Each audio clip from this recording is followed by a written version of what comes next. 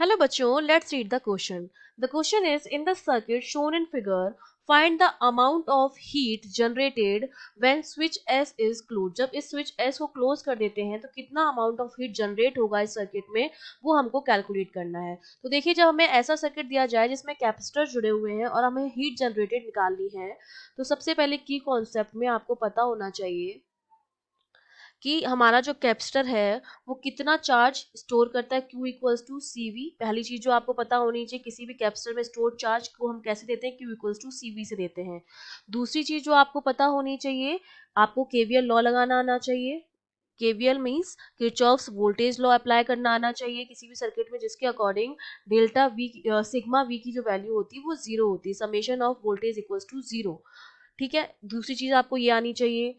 तीसरा आपको heat generate निकालनी है तो आपको पता होना चाहिए कि हीट वर्क डन और पोटेंशियल एनर्जी में रिलेशन क्या होता है. हमारा जो वर्क डन होता है वो बराबर होता है डेल्टा यू प्लस एच के बराबर. और ये एच आपको कैलकुलेट करना है उसके लिए एक तो आपको वर्क डन निकालना पड़ेगा और एक चेंज इन पोटेंशियल एनर्जी आपको निकालना पड़ेगा. ठीक है, अब हम अपना क्वेश्चन स्टार्ट करते हैं.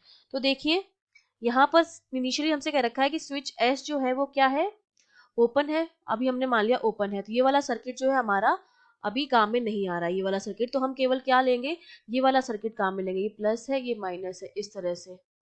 ठीक है, इस वाले लूप में हम क्या लगाएंगे, इसको हम लूप वन नाम दे देते हैं, लूप वन. और इसमें जब हम केवीएल लॉ लगाएंगे तो देखिए हम चार्ज जो हमने मान लिया इस तरफ अगर प्लस का क्यू होगा इधर माइनस का क्यू होगा क्योंकि बैटरी के पॉजिटिव से टर्मिनल से जुड़ा है. सिमिलरली यहाँ पर प्लस क्यू होगा और इधर क्या होगा माइनस क्यू होगा. तो अब अगर मैं केवीएल लगाऊं तो केवीएल से 5 वोल्ट हम इस तरफ से चल रहे हैं माइनस करंट की अपोजिट डायरेक्शन में करंट की डायरेक्शन में जा रहे हैं तो माइनस का साइन आएगा. Q बाय टू वोल्टेज कितना होता है V equal to Q upon C. तो C 2 है माइनस प्लस का 10 वोल्ट आ रहा है आपका और ये माइनस का आ जाएगा Q upon 4 that is equals to 0. ये हमने केवीएल लगा दिया है लूप वन में. KVL in loop one. KVL लगाने से पहले आपको पता होना चाहिए कि आप बैटरी के पॉजिटिव टर्मिनल से निकल रहे हैं तो प्लस लेंगे, माइनस से निकल रहे हैं तो माइनस लेंगे, करंट की डायरेक्शन में जा रहे हैं तो हम माइनस साइन लेते हैं वोल्टेज का. ठीक है, ये आपको कुछ बेसिक रूल्स पता होने चाहिए. तो यहाँ से जब मैं सॉल्व करूंगी तो मेरी क्यू की वैल्यू आ जाएगी 15 into two into four by six. ये मेरा आ गया 20 माइक्रो कूलम. ठीक है, ये मुझे पता चल गया कि इनिशियली जो चार्ज थे हमारे 2 माइक्रोफेरेड और 4 माइक्रोफेरेड पे वो कितना था 20 माइक्रोकूलम था. ठीक है, अब हमने स्विच एस को क्या कर दिया है, क्लोज कर दिया. ये हमारा सर्किट अब क्या हो जाएगा, कंप्लीट हो जाएगा. अब हमने मान लिया कि इधर इस तरफ जो चार्ज होगा वो तो होगा प्लस का Q3 और इस पर हो गया माइनस का Q3 क्योंकि ये मेरा Q1 थे और ये मेरे Q2 थे. ठीक है, तो अब मैं वापस से केवीएल लॉ लगाऊं छोटे वाले लूप में. इस वाले लूप में अगर मैं केवीएल लगाऊं इन लूप टू, इसको नाम दे देते हैं हम loop two. KVL in loop two. तो वो मेरा कैसे कितना हो जाएगा, वो मेरा हो जाएगा 10 माइनस Q3 अपॉन 3 माइक्रोफेरेड है इक्वल्स टू 0. तो यहाँ से Q3 की वैल्यू मेरे पास आ जाएगी 30 माइक्रो कूलम. ठीक है, ये मेरे पास आ गई है आफ्टर वाली कंडीशन जब हमने स्विच को क्या कर दिया है, क्लोज कर दिया है. तो Q3 जो मेरा आ गया वो आ गया है 30 माइक्रो कूलम के बराबर. अब मुझे पता है कि जो मेरा ये वाला सर्किट है जिसमें हमारा प्लस प्लस वाला पार्ट है वो वाला सर्किट क्या था हमारा, कंजर्व था. उसमें जो चार्ज था वो जीरो होगा. ये जो माइनस Q1 ये वाला सर्किट जो है ये वाला circuit,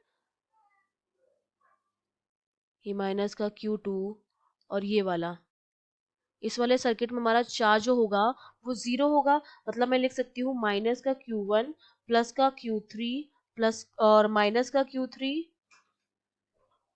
plus Q2 that is equals to 0.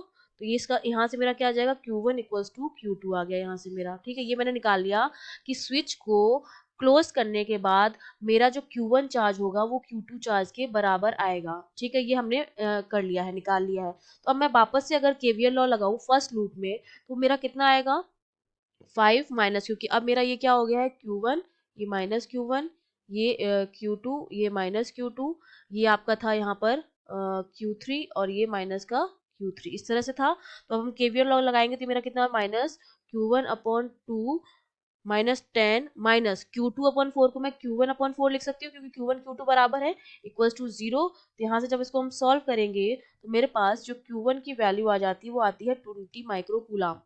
ठीक है, और जो Q2 होगा वो भी कितना आ जाएगा, Q2 equals to also 20 microcoulomb. Q1 Q2 बराबर है। तो अब देखिए पहले जो चार्ज था तब वो भी 20 माइक्रोकूलम था, बाद का जो चार्ज था वो भी 20 माइक्रोकूलम है। इसका मतलब इस बैटरी से 5 वोल्ट की बैटरी से कोई भी चार्ज फ्लो नहीं हुआ है, नो चार्ज फ्लो। और जब कोई चार्ज ही फ्लो नहीं हुआ है तो हमारा जो वर्क डन हो जाएगा, यहाँ पर हमने मान लिया W1, वो कितना हो जाएगा, 0 आ जाएगा। ठीक है, सिमिलरली जब वर्क डन निकालूंगी यहाँ पर इस बैटरी पर कितना वर्क डन हुआ है, क्योंकि पहले जो चार्ज था वो तो 0 था, बाद में चार्ज जो आ गया 30 माइक्रोकूलम आ गया। तो अब यहाँ पर W2 जो आएगा इस बैटरी के लिए वो हमारा कितना आएगा, चार्ज हमारा हो गया 30 इंटू 10 वोल्ट हो गया। वर्क डन हम ऐसे निकालते हैं, क्यू ई से निकालते हैं। वर्क डन हमारा क्या होता है, क्यू इंटू ई, ये हमारा ईएमएफ है यहाँ पे। तो 30 इंटू 10 तो वो हमारा आ गया 300 माइक्रो जूल। ये हमारा आ गया W2। W1 0 आ गया और W2 जो है वो 300 माइक्रो जूल आ गया। अब हमें पता है, मैं रिलेशन पहले ही बता चुकी थी आपको, वर्क डन, पोटेंशियल एनर्जी और हीट में। तो सबसे पहले हमें निकालनी पड़ेगी पोटेंशियल एनर्जी, निकालनी पड़ेगी इनिशियल और फाइनल, क्योंकि W जो होगा डेल्टा W वो हमारा होता है डेल्टा U प्लस H के बराबर। तो डेल्टा W तो W2 के बराबर आ जाएगा क्योंकि W1 0 है। तो डेल्टा U हमको अब निकालना पड़ेगा, है ना। तो डेल्टा U कैसे निकालेंगे, पहले तो U इनिशियल हम निकालेंगे। कैसे निकालते हैं, हाँ, Q²/2C ऐसे निकालते हैं। तो चार्ज हमारा कितना था, इनिशियली 20 था, तो 20 इंटू माइक्रोकूलम में था, -6 का स्क्वायर अपॉन 2C। अब हमारे पास क्या होता है, जो C होता है हमारे पास दो थे तो हम क्या करते हैं 1/C1 प्लस 1/C2। ठीक है, इस तरह से निकालते हैं। तो ये जो C होगा मेरा वो कन्वर्ट हो जाएगा टू 1/C1 प्लस 1/C2। अब ये हम वैल्यू पुट कर देंगे U इनिशियल में। तो ये वैल्यू हो जाएगी 20 इंटू 10⁻⁻6 का स्क्वायर अपॉन 2, ब्रैकेट में आ जाएगा 1 अपॉन, पहला कितना था, 2 माइक्रोफेरेड का था, तो 2 इंटू 10⁻⁻6 प्लस दूसरा कितना है, 4 माइक्रोफेरेड है, 4 इंटू 10⁻⁻6। ये तो आ गई यू इनिशियल। और यू फाइनल भी इसी तरह से हम कैलकुलेट कर देंगे। तो यू फाइनल जो मेरी आ जाएगी वो मेरे पास कितना आ जाएगा, Q1² upon 2C1 plus Q2² upon 2C2 plus Q3² upon 3 इस तरह से आ जाएगा। इन सब की हम वैल्यू पुट कर देंगे। तो यू फाइनल जो मेरा हो जाएगा वो मेरे पास कितना आ जाएगा, यहाँ पर वैल्यू पुट करने के बाद यहाँ पर हम वैल्यू पुट करेंगे तो ये Q1 का 20 इंटू 10⁻⁻6 का स्क्वायर अपॉन 2। ठीक है, ये कॉमन आ गया 2 तो सब में से, और यहाँ पर बचेगा हमारे पास, सबकी वैल्यू पुट करेंगे तो ये देखिए 1/2 इंटू 10⁻⁻6 C1 की वैल्यू हो गई, और C2 की वैल्यू कितनी हो गई, प्लस 1/4 इंटू 10⁻⁻6 ये C2 की वैल्यू हो गई। प्लस हमारे पास क्या है, Q3 हमारे पास कितना आया था, 30 आया था माइक्रोकूलम।